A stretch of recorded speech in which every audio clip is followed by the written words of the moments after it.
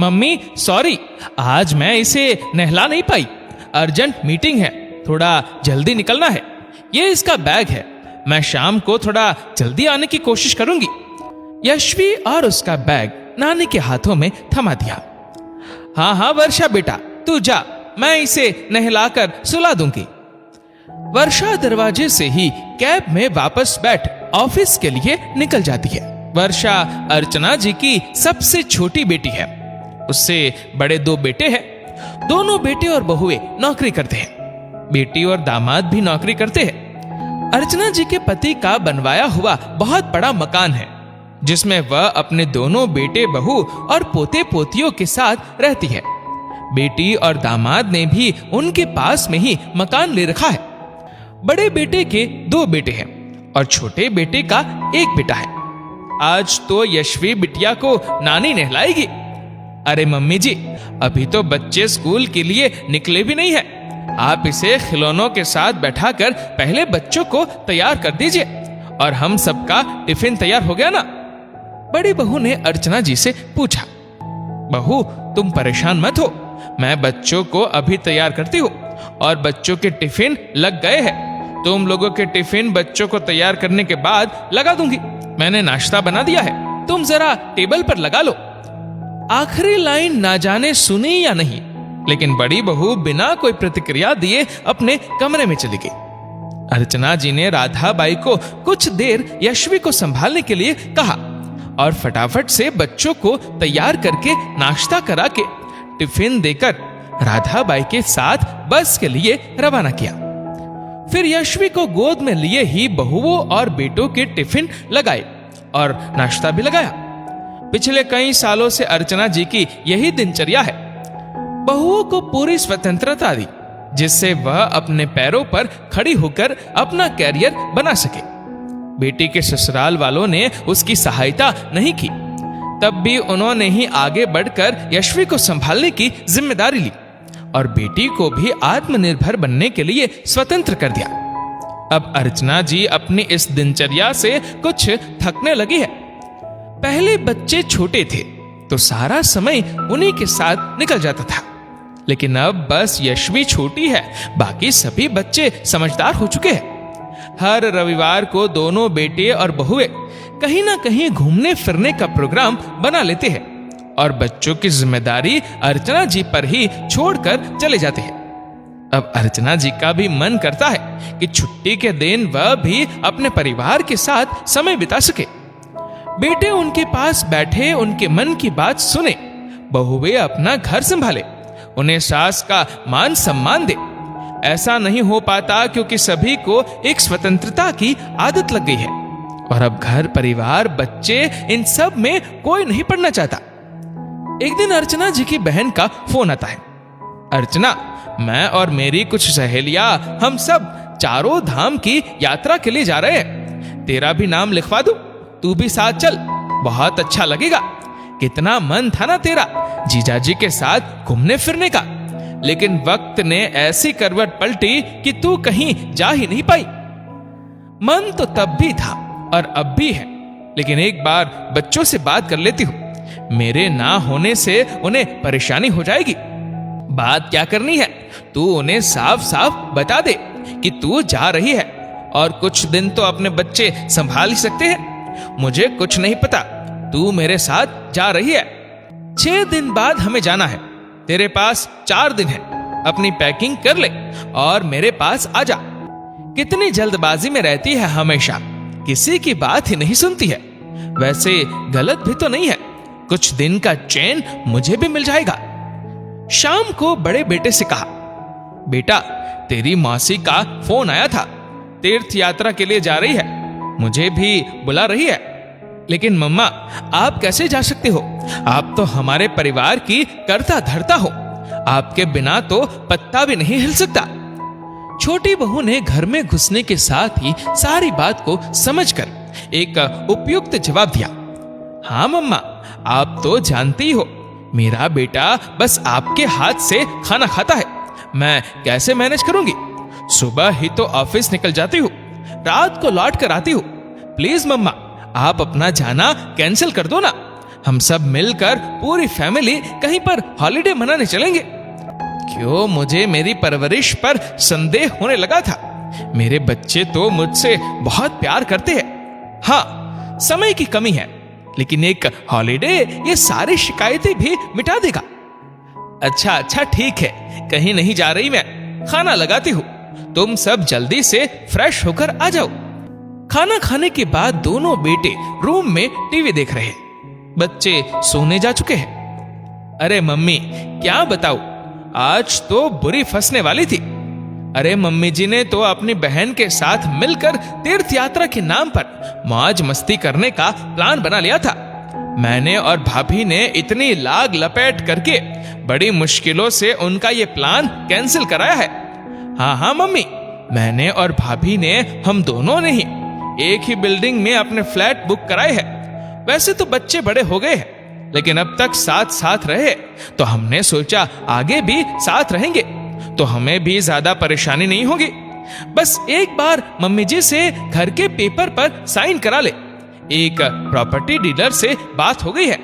हमारा घर बीच सड़क पर है, तो उसने अच्छे पैसों के साथ जो मॉल बनाएगा उसमें भी 2 दुकानें देने का वादा किया है। मम्मी जी वो जाने, उनका काम जाने। रहे अपनी बेटी के साथ, हमारे बच्चे तो पाल कर बड़े कर दिए हैं, अब अपनी बेटी के बच्चे पाले वही रहे।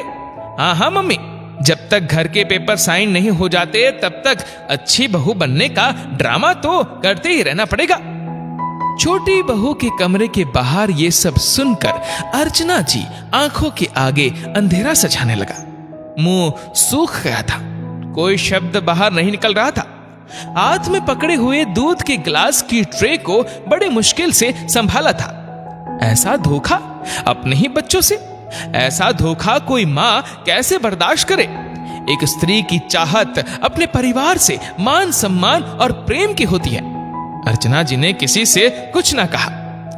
अगली सुबह रोज के जैसे ही रही। तीसरे दिन सुबह सुबह जब किसी को भी कमरे में चाय ना मिली, सभी मां को ढूंढते हुए उनके कमरे में पहुंच गए।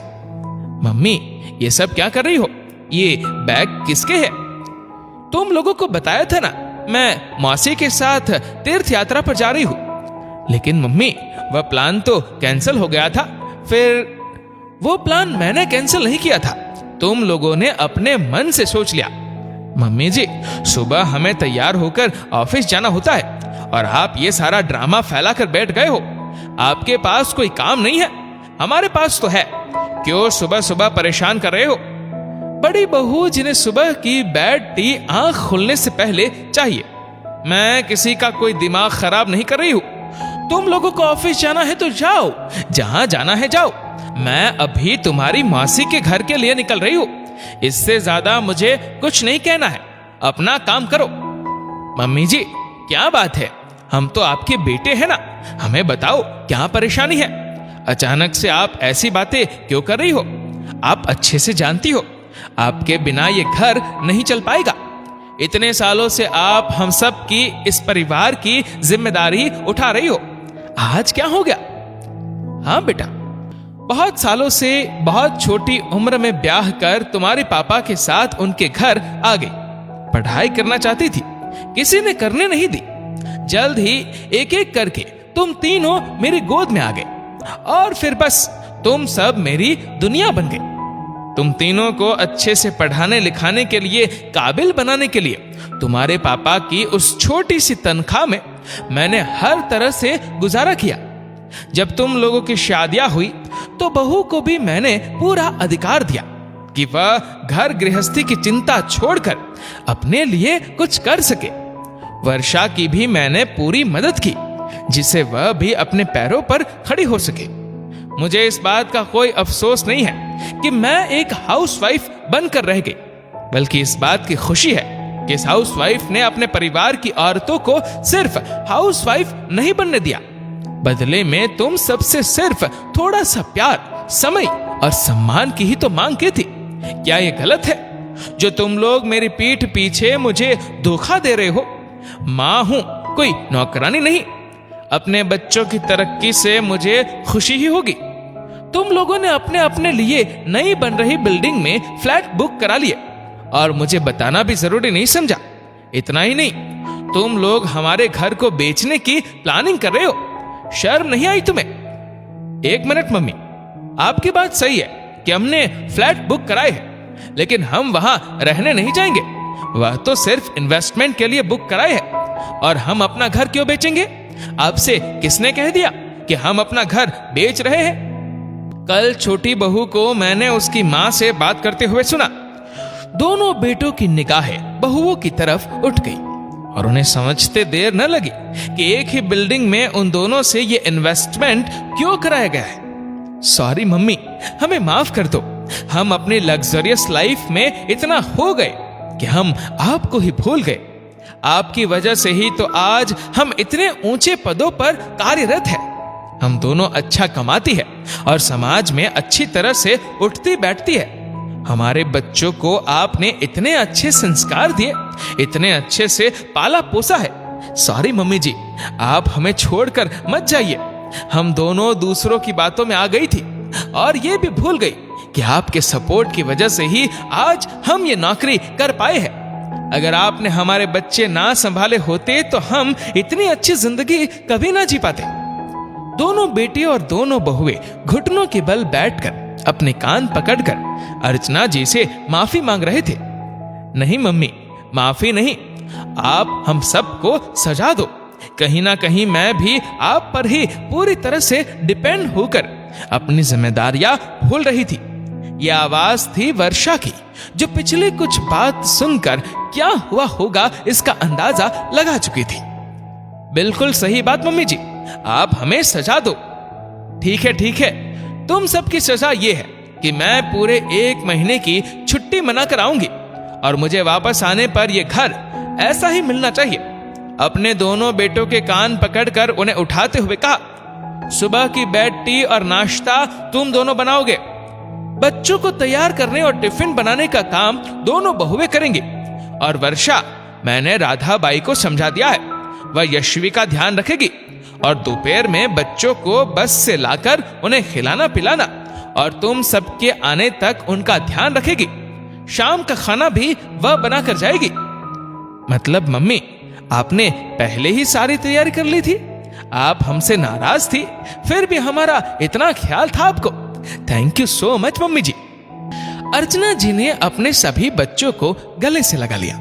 आखिर एक माँ अपने बच्चे से कब तक दूर रह सकती है? जिन घरों में बुजुर्ग इतने सपोर्टिव और अच्छे होते हैं, जो हर तरह की मदद करते हैं, वहां अक्सर देखा जाता है कि उनकी मदद को सिर्फ अपने फायदे के लिए इस्तेमाल किया जाता है। उनका मान सम्मान सिर्फ दिखावे के लिए होता है, जबकि हमें तो उनका शुक्रगुजार होना चाहिए, जिनके कारण हमारा जीवन सरल और सुखमय बनता है। दोस्तों, इस वीडियो को आप किस तरह से देखते हैं नीचे कमेंट करके जरूर बताइएगा। और अगर आपको वीडियो अच्छा लगा हो तो इस वीडियो को लाइक करिएगा, शेयर करिएगा ज्यादा से ज्यादा लोगों तक, और ऐसे ही और भी इंस्पिरेशनल वीडियोस के लिए सब्सक्राइब करें हमारे यूट्यूब चैनल को और फेसबुक पर फॉलो करें हमारे पेज को। धन्यवाद।